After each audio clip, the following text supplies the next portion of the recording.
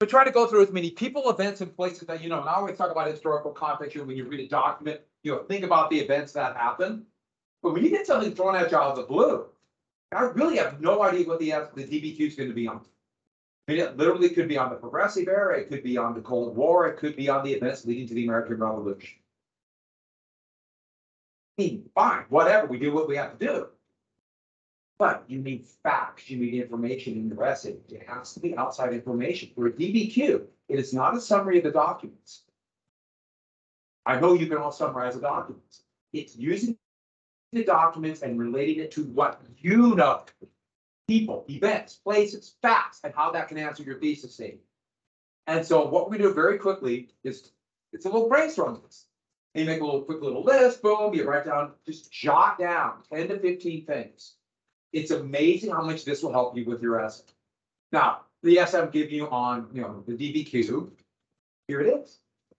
You're gonna have it in advance. So it's probably don't need it. You will. And we will practice this more. It's a great little thing to do at the end of the period. And so what I want everyone to do right now is think for a second. Think about making a list of, if I say, what events brought the United States into World War I? Just a generic question like that. Think about as many events about World War I in that era that you can think about. And that will stimulate your memory. And this could be all the way from the beginning of the war, events during the war, direct events leading America to the war, like who was president, what's going on. Just get things down. And the other thing is, it's for you. Not for me, it's for you.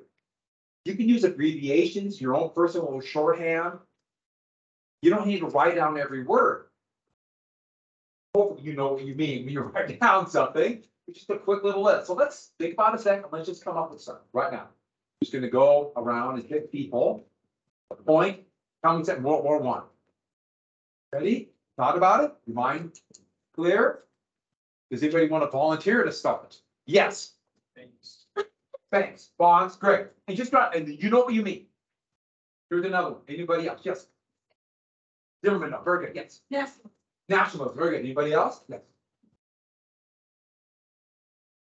Submarines, yep. Industrial, okay, very good, yeah.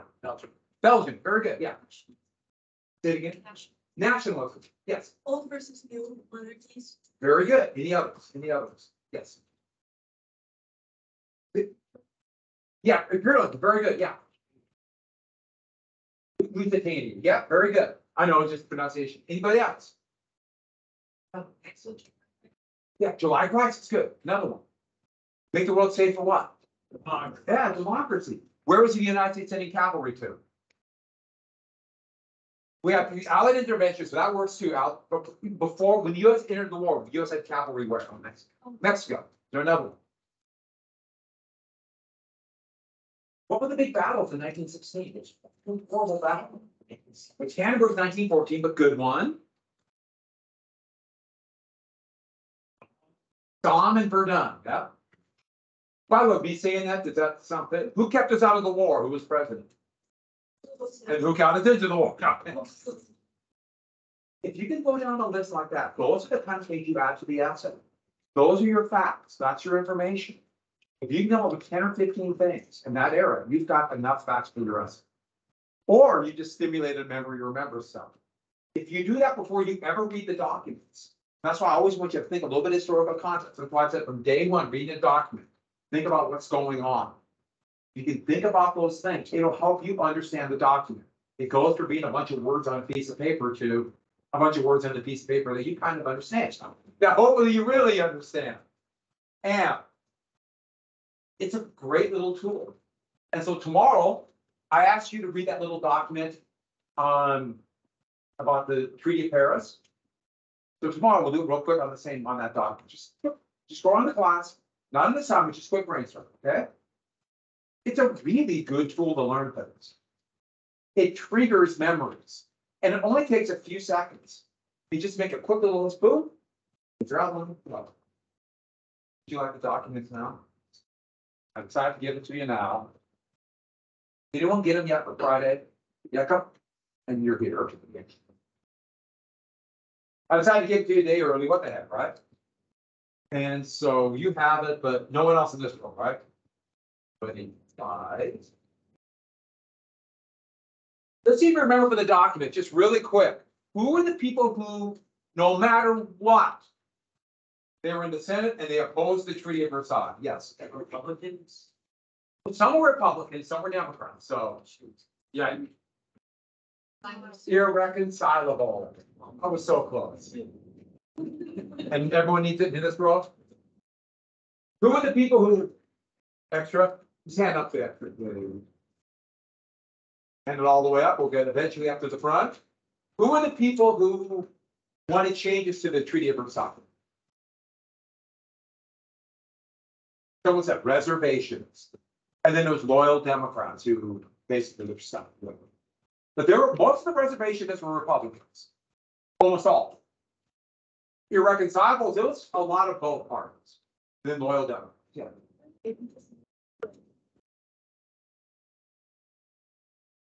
No, it's multiple choice.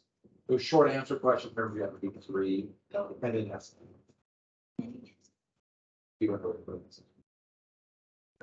And yeah, reasons to do the whole, it's 4 hours.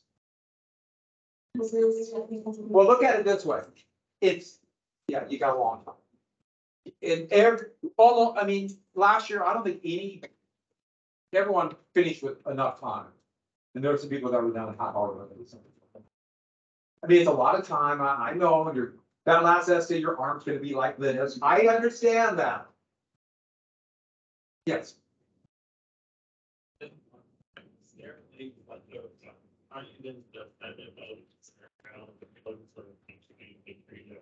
Did you read that document about the fear of the Article 10?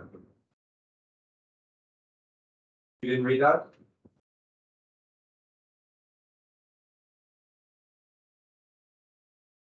Okay, that was in. So you have to go back and look at it. And I will talk about it in class through a little bit. All right, so, but it's Article 10, yes. Yes, there's. They used to let you leave. I don't know why they don't let you leave. And so they'll make you sit there and ponder things.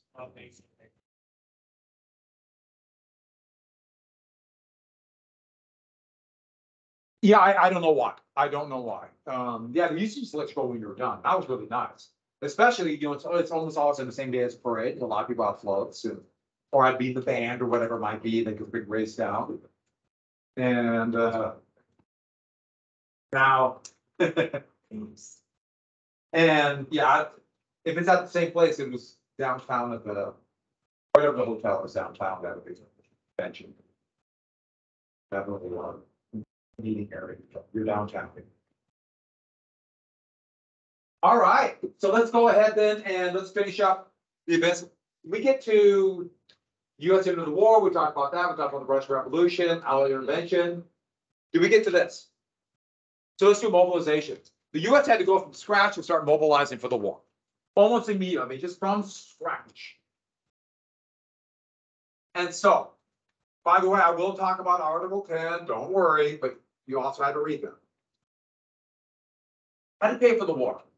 Today, progressive taxation, meaning the higher your income, the higher the marginal income tax rates were. Eventually, they're going to do over 20 different tax rates, and the highest tax rate will be almost 70%. You don't pay 70% of your entire income. That's not the way taxes work. I will show you in about a week, a little bit over a week, how taxes work. That'll be a fun day, tax day. And also borrowed a lot of money, issued bonds, just like Britain was doing, everybody else, with the ideas the United States would pay those back. But don't forget, the United States has to pay these back in dollars based on gold.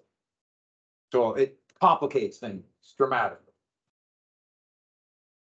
And I should add, Britain had to pay back their debt. We demanded it in currency back on based on gold too, even though they went off the gold standard. And so here is for Liberty bonds for individuals to borrow money, and say after a Zeppelin raid in London, and it says prevent this in New York City.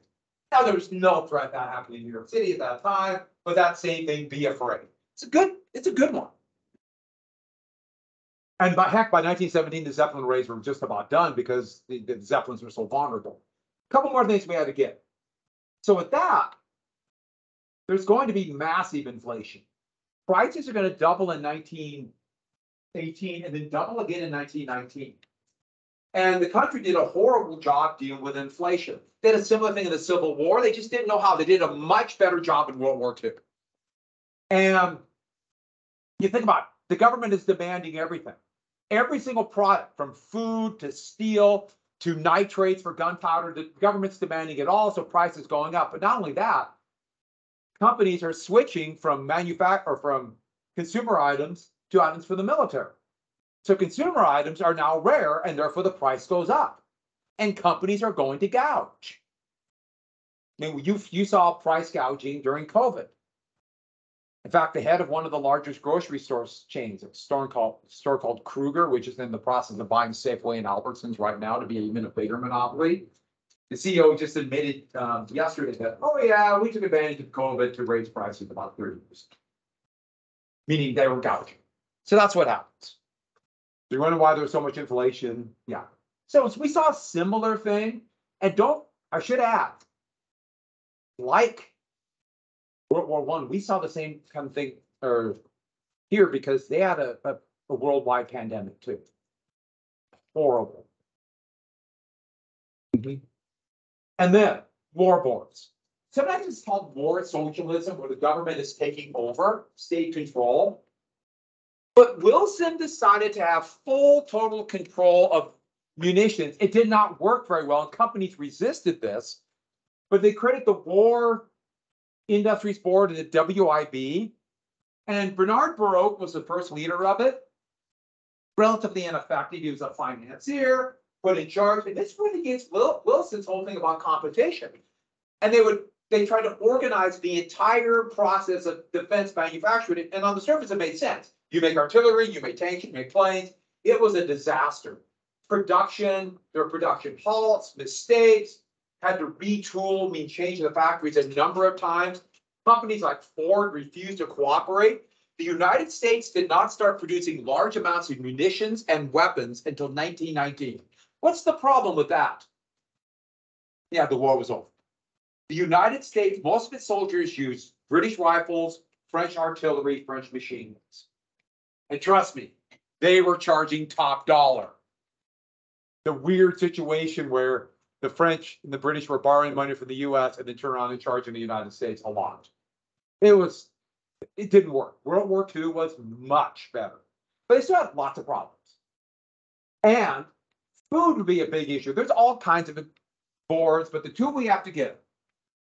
Oh, you'll send more ships that but the Food Administration. Hubert Heaver would run this. Self-made man, who I always mispronounce his name. I'm going to call him Heaver, and I don't know why. He was orphaned, worked very hard to go to college, become one of the most famous Americans who would get rich on the stock market and speculation, and then turn to public service. He would become president of the United States, elected in 1928. Hard to find anybody with a more important resume. We will get to his performance as president down the road. But he would try to organize saving food, like planting victory gardens. Or here is the hardworking Herbert Hoover getting people to save food, preserve food, organize food production away from luxuries to food that is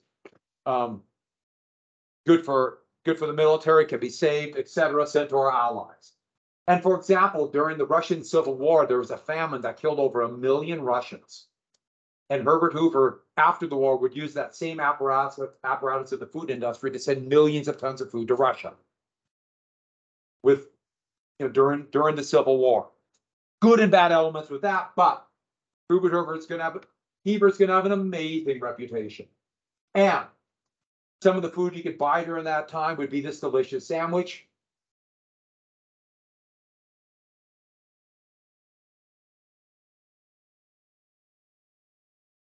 It's got chicken, so it tastes like chicken. I would love to see that. That looks like something you buy, really, like little restaurants or a little supermarket type, gas station. Moving on. Well, they assumed about 2 million men would volunteer. And this is a day after they declared war and all these people lined up to recruit in New York City. And the assumption was all these people will join. And here is recruitment poster for the tank corps. I just thought this was kind of a black hat. But it was shocking how many people did not volunteer. In fact, this might shock you. A lot of people did not want to go fight and die in a trench for the British Empire. It wasn't. And remember sheet music? This song was sold right after the war, or right after the United States declared war. I didn't raise my boy to be a soldier. Well, you can imagine how the powers that be, especially Woodrow Wilson, who once he decided we're going to war, he was all in and refused to accept anything different. Recruitment died down after a couple 100,000, and it was a disaster. So the United States, they were hoping to avoid having to do the draft until maybe the end of summer of 1917. Instead, they had to do selective service right away. And this was much more controversial. It was a much closer vote, more opposition. Sure, we're going to enter the war, but the idea of forcing people to go fight and die for other countries was really difficult. And I couldn't understand that. And there's going to be a lot of public outcry. Here's a meeting of war against war. I kind of like that one. That's in New York City. There's a peace meeting that was broken up by National Guardsmen. Here's telling all young men they must register from the ages of 21 to 30. That would eventually go down to 19, then 18. Yes.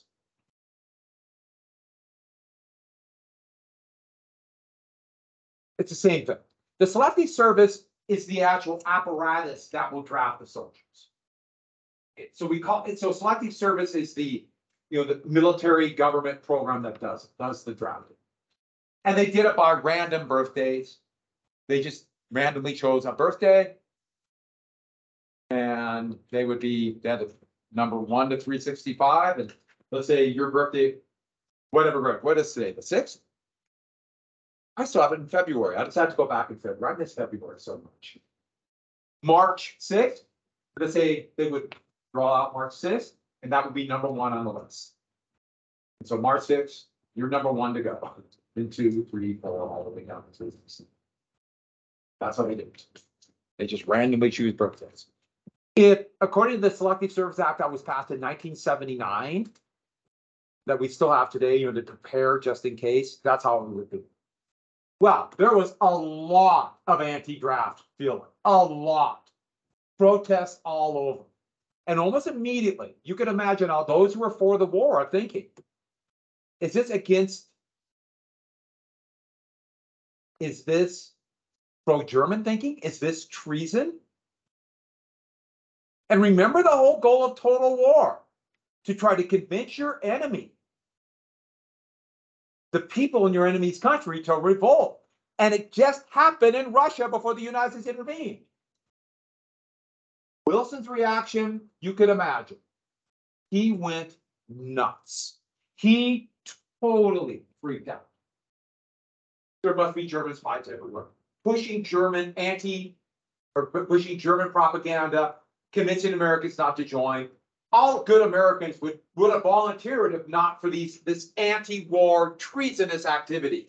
He totally jumped in. Now, Wilson was an ideologue. He had very strong beliefs, and he believed he was on the side of the angels, meaning he was morally correct at all times. He had that very, very annoying, as I understand it, for being around Wilson a lot. He believed he was always right. So if you disagreed, it wasn't that we have just a disagreement and we understand. No, it's your evil. And therefore, what's evil in this context? You're a German. And so, immediately, they begin to organize social unity, as in total war. So this is going to force people to go to war. And how do they do that? Propaganda. The Office of Public Information was created, which has weird kind of French Revolution-y sounds. But it was called the Creel Commission. George Creel was a movie producer. So the thought was he really knew propaganda, how to sell things. And they hired guys to give quick little speeches. They called 4-minute men. They go to workplaces or meetings or whatever, give a quick little speech. Or they did movies like this. And this is a bunch of cheesy movies like this. That would be, under 4 flags, but all the allies fighting together. And Eric's ringing the warning bell. These quick little 4-minute speeches. I mean, they would do it so they knew they bought commercials or if they just see on the screen. It's the same kind of thing.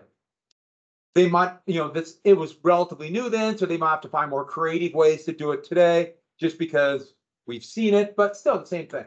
And of course, we know it's good. And then what about those who still resist? What about those who still complain about the draft? The Espionage Act. This violated any talk against the government. So if you're opposed to the draft, you must be a spy. Now, the thing was that wasn't enough. They would later on pass the Sedition Act the next year, which was even more strict on banning freedom of speech. But unlike the Espionage Act, that sunsetted, it went away. But who was the target of this? Let's be very clear. An actual spy, they're not going to be deterred. I mean, they're a spy.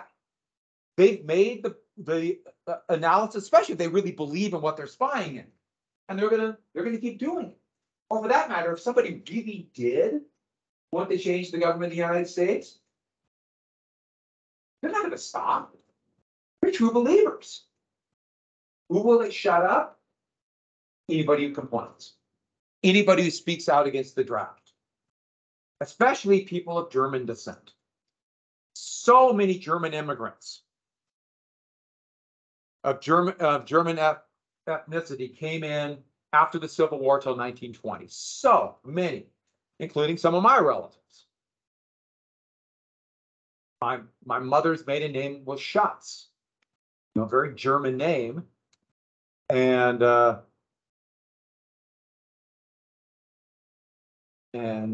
there's Schatz and Iski, which is another German. So the point is, lots of Germans.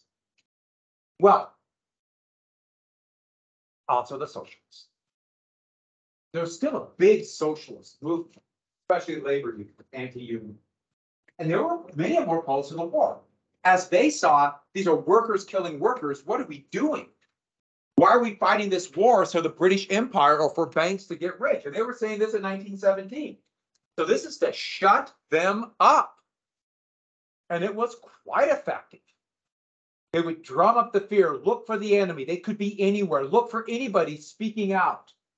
And I like this one because it shows people, individuals marching, all kinds of clothing, and then they mold right into just a nameless, faceless soldier. And that's social unity. And it's implying this is a good thing. And maybe it is a good thing, maybe it's not. It really depends on your point of view. But that's what they want. Well, you could also see, remember when I told you about totalitarian dictators liking total war? They don't want individuals. They want everybody lock in step with them. So a number of posters would try to appeal to young men, to show that they're tough, they're manly, like that. Gee, I wish I were a man. I'd join the Navy. I joined the Navy, implying you're not a real man if you don't join. And that really fits in that idea of being humiliated. Okay, this artist really liked this model. There's so many of this. He really liked her. Same one, just slightly different facial expression. This is not even hiding anything. I want you. It's implying you join the Navy and she will date you. She won't. Just gonna let them be back. But they would do similar things in World War II. I think it's kind of funny. This is kind of obliquely saying join the Marines. It's very clever, but the big thing, of course, is hate. Their submarine attack, enlists. Look what happened. She died because her submarine was hit. So even though the Lusitania was 2 years before the U.S. entered the war, it's referencing that. And then we got Belgium. This is 1918. This is the fall of 1918. And it's still very effectively using Belgium. And we all know what's going to happen, right? What it's implying. Once again, element of truth, exaggerated hate. And it would work. By the summer or the fall of 1917, war madness overtook the United States. And anything German is going to be attacked. This picture says, don't talk. The web is spun for you with invisible threads. Keep out to try to destroy it. Basically, saying there's spies everywhere. We can't trust anybody. Indoctrinating little kids, get them going young, right? And look at these German atrocities. This was put out as propaganda for Blutwurst and Limburger, Frankfurter, sauerkraut.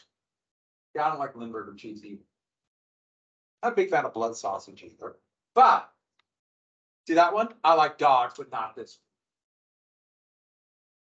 one. Dogs. And soon this war madness began to attack Germans. It started out, looking back at it, it's kind of humorous, but also a little bit scary. Like sauerkraut became victory cabbage. Frankfurters, they was already starting to call it hot dogs, so they started they're hot dogs. Hamburgers became Salisbury steak, just Salisbury city bread, just brown beef. Limburger cheese became victory cheese. Dachshunds became victory pups, or sometimes liberty pups. But it didn't stop there. No, people with German sounding names are still like speaking or talking with German have that accent, or had like stores with German names on it. Their stores are going to be attacked. They're going to be assaulted, beat up, rocks thrown through the windows. Stores, like people break in and stealing stuff and breaking things into stores, sometimes setting their businesses on fire, especially like little German-owned stores or bars. In fact, there was a big cry against lager beer because that's helping the Germans, because that's sour beer made in Germany. What? How's that helping the Germans? Oh, focused envy. I told you, shots. My great-grandfather had a store, Schutz's, and they were called Freddy's, and he changed it because of this. The window was broken many times. People broke in and took stuff, broke stuff inside the store. He was attacked. Now he was a honorary cuss, so he didn't change his name. But a lot of people with Schutz or names like that, Schmidt, change it to Smith or Jones. Take a different name. Because Germans were physically assaulted all the time. And we saw elements of this in World War II with Japanese. And war madness took over. A lot of dachshunds would be hanged. People would steal someone's dogs and kill the dogs. Mostly dachshunds. German Shepherds were not a popular breed in America at this time. But yeah, that's war madness. Now you might say, oh, those silly 1918ers. What happened here in my lifetime and your lifetime? So I remember after the 2003 invasion of Iraq, the United States was trying to get allies, and France wanted nothing to do with this. France was very bold. And so people started changing the names of food because they were mad at France for not joining our invasion of Iraq. As it turned out, France trying to be very, very correct about the whole thing. But the House of Representatives, the U.S. House of Representatives, changed the name, the label, the sign in their cafeteria from French fries to freedom fries, and French toast to freedom toast. The United States, Montana divested from French-owned companies in 2003 because of this. So the United States they invest money that people put in for like teacher pensions, public employee pensions, and they invest that in the stock market and they build a fund of their pension. Well, I get it. I keep on to pay off their retirement. But they lost about $15 million in 2 months because they divested from French companies.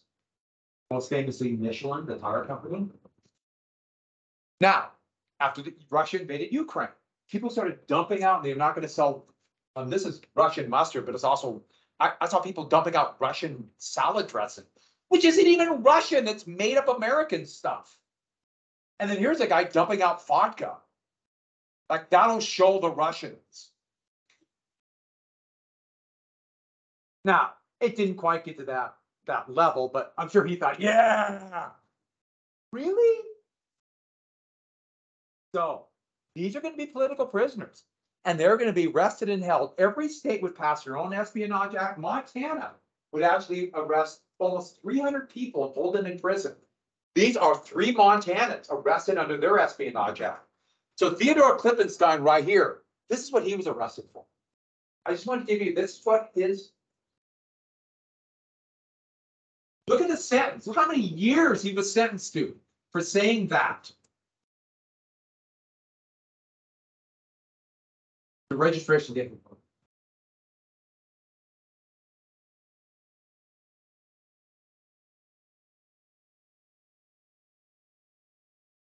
So he was opposed to the war. Basically, he's saying papers, if they would have let us vote in the war, we wouldn't have voted. That's what he said. And he was sentenced to 4 to 10 years. Now, most would be released in 20 and 21, but still, imagine being held in prison for that. So, socialists were opposed, and probably the most famous anti-war group was a union, kind of the successor to the Knights of Labor, called the Wobblies, or the International Workers of the War, the IWW. And they were very much opposed to the war. This was another one of those one big union, and this is Sable Cat, their symbol. But here's a little awkward, but sowing all this money for the wealthy, and what's all that comes out of the war is death. It's a little awkward, but the Wobblies are going to be attacked bitterly as being pro-German spies. So here's IWW, and it's the Kaiser's face. Anybody want to guess what town in Montana had a huge Wobbly membership? Butte. Well over 100,000 people lived in Butte. You can imagine how Butte was booming because of the demand for copper. Frank Little was an IWW organizer, and that fall he went to Butte to give a speech opposed to the draft, opposed to selective service. And over 10,000 people came and saw him.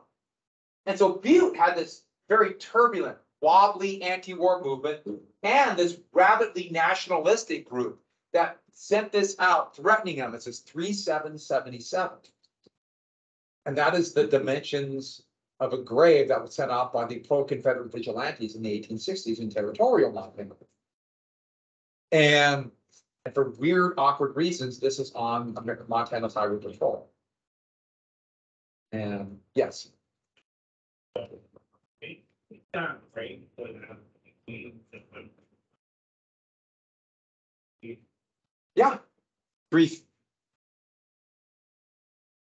70 feet long for the grave, 7 feet deep, 3 feet wide. Oh, yeah. And if he there, trust me, and he knew this was a threat, and they told him what it meant. This is your grave. With the help of the Butte police, he was taken out of his hotel room after giving his speech, was beaten nearly to death. They tied his arms to a back of a car by a rope and drug him around town till he died. So they lynched him and then hung the dead body from this railway trestle in Butte. One of the most famous pro-war lynchings. But this happened a lot. War madness. And that happened right here in Butte. In Montana, I meant to say. We are not in Butte right now. I know that. So not get confused. So the Espionage Act would eventually go to the Supreme Court in court case Schnick versus the United States, saying this was a violation of the First Amendment. But remember, the First Amendment does not guarantee you freedom of speech. It just says that Congress cannot take away freedom of speech. Therefore, they define what freedom of speech is. And the Supreme Court ruled speech can be limited if it is a clear and present danger. And so what they said is, yes, the Espionage Act is legal. But of course, who decides what a clear and present danger is? The executive.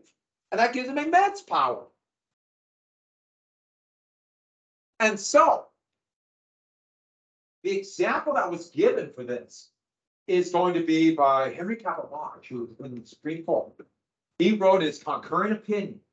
He wrote, a clear and present danger, a definition is that a person who walked into or a person cannot walk into a crowded theater and yell fire to watch the panic and think it's fun. That is a clear and present danger, and that kind of speech can be banned. Now, that is one of those, oh yeah, that makes sense. You probably should not be able to, pull the fire alarm and watch the panic. But not everything is that cut and dry. What about people here protesting this? Remember, the Constitution and Congress shall make no law abridging the freedom of speech over the press. These are women fighting for the right to vote. By putting that up under the Espionage Act, they could be arrested. And that's just from the Constitution. Oh, don't forget, Eugene Debs, who ran for the Socialist Party president, he would be arrested for protesting the draft. and be in prison as a political prisoner. He'd be pardoned by Warren G. Harding in 1921, but he would run for president. And he'd get over 1 million votes from a prison cell. And that should give you an idea how complex this time was. So let's move on to this. So what about women? A lot of women did take jobs that men once held, like these riveters on the left. But women were already working, and it wasn't a huge amount. Big places were on the farms. But in Germany and France, a lot of women took jobs that men took. That men had them. World War II, this would be a much bigger deal. But while that's going on, both President Wilson and Teddy Roosevelt, president, in 1912, they promised suffrage. Montana passed it in 1914. But they were doing it. And Wilson did nothing as president. And then when the war began, said, just have patience. Just have patience. Well, women were bitterly divided over that issue of suffrage. And some, following the model of the British, kept fighting. Alice Paul would probably be the best known. Here's Alice Paul right here. And she would lead incredibly brave Americans who demanded this right to vote, saying if we're actually fighting a war for democracy, for liberty, shouldn't all Americans have this? And they protested outside of the White House. Wherever Wilson went, they would wait. This is near the White House. Implying, yes, you're worried about what happens with Germany after the war. What about us? She would be arrested a number of times for violating the Espionage Act. So demanding the right to vote, in prison as a political prisoner. And she refused to back down. And so while they were holding her, she went on a hunger strike.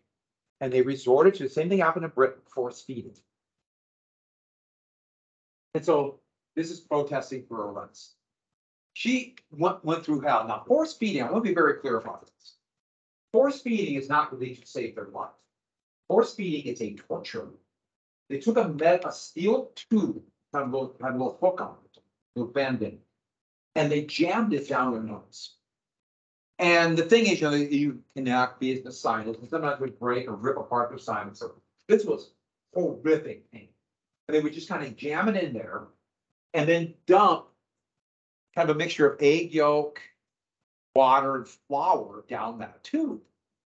So they tortured them under the guise of saving their lives. The British did it to women who fought for suffrage, and the Americans did. That happened to Alice Paul twice. And they would get the 19th Amendment. And that was later on dubbed the Susan B. Anthony Amendment. We already talked about her and her fight against the 15th Amendment. But that would be the last major progressive reform, and then they would all end immediately, 1920. One more thing we have to get is prohibition. Same thing went on. The prohibition, they begin to pass laws saying it's a wartime measure. Here is implying that booze and alcohol is helping the Germans. Here is a referendum in New York State saying, will you back me as soldiers or the booze? Implying that not only is money being wasted on alcohol and money's being wasted, or workers showing up to work hungover or harming the soldiers by messing up production, but also all the grain used for it. And this wartime measure that we passed, first banning beer, but then in 1919, other things, would lead to the 18th Amendment in 1920. That would ban the sale of most alcohol. And the grand experiment would begin. Did drinking go up or down during Prohibition? Went dramatically down. Dramatic. But law breaking went up dramatically, and binge drinking and other unhealthy drinking went up. That kind of makes sense, the law to enforce it would be called the Volstead Act. We will come back to this. Yeah. One more thing we didn't quite get to. You want to just write down, everybody write down, let's have a pandemic. 1918, a horrific flu. Now, a coronavirus is not a flu. This was an influenza. We call it the Spanish flu, even though Spain had nothing to do with it. Nobody in Spain, it did not start in Spain.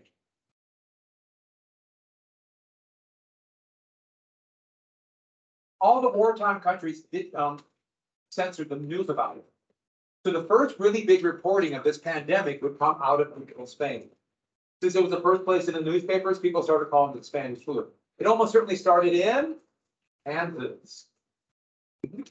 Certainly. They stuck one of the, they're making these quick, hastily built training facilities. And it started there. They call these training facilities concentration camps. Did they like the fire? Huh? Did they light the drawer on fire? We don't know. I've read that. So it could have been the manure. It also could have been that they were basically, they set up camp on top of like with a bunch of apparatus.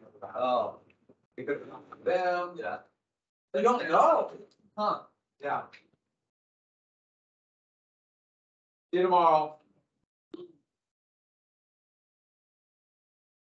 Thank you for making my wrong answers seem a little bit more right. See you later. Okay. Mr. Guys' pajamas. These are sleeping. I wasn't supposed to be here today. Nice to meet you.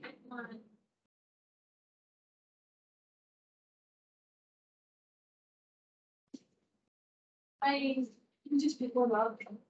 Yeah. Bye, everybody. I'm talking about a friend of mine who's in the hospital. Oh.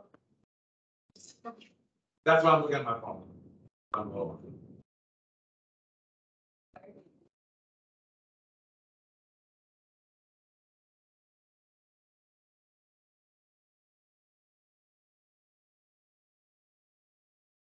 Yeah, 3 packs from all places sent to the show.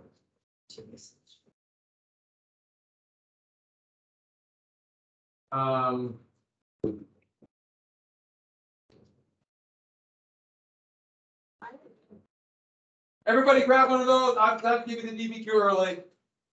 I know, I'm almost too nice.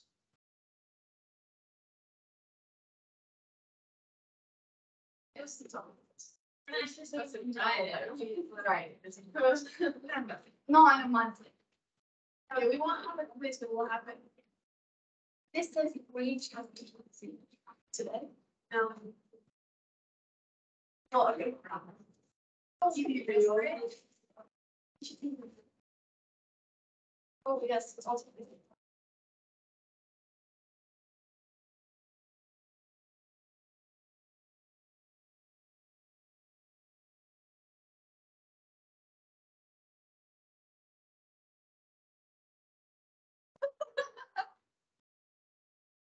No, come on. Okay, here we go.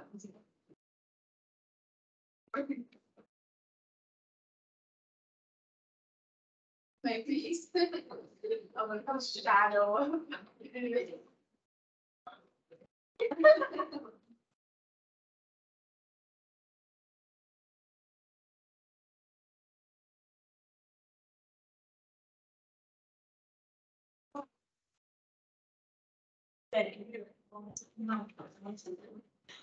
I would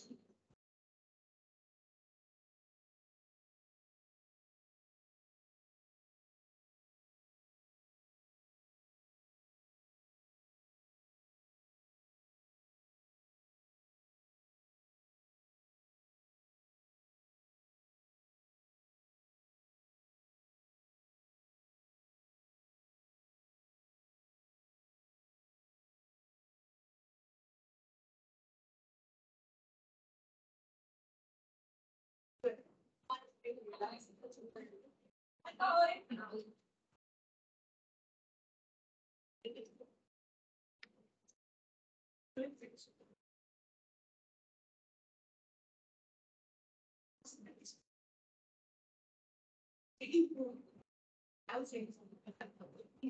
Actually, I think trying to. I would say 2. But you know.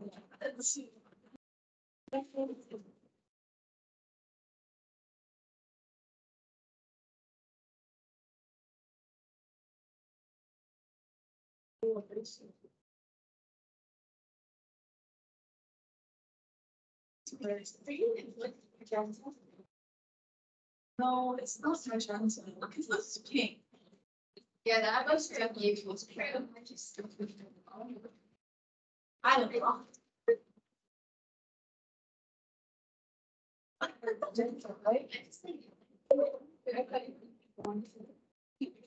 Supposed to be the most thing. So.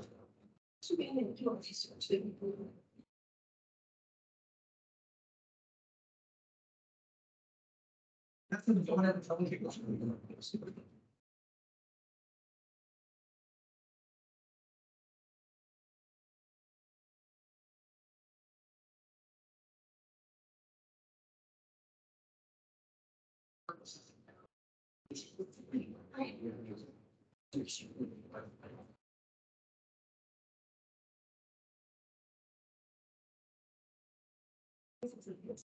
There's one kid. That's amazing. Here,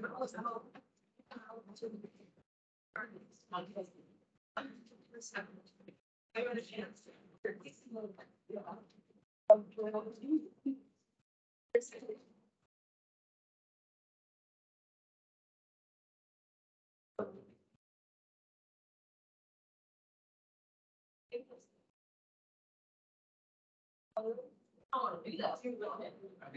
What?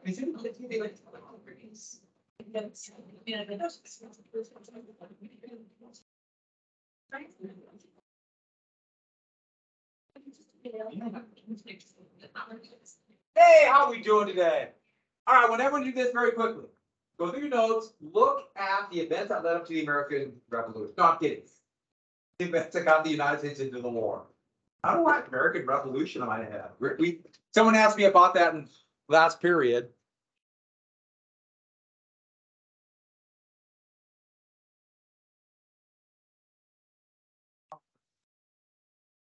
Okay. So look at the event just really quick. Go through it just really quick. Look at it.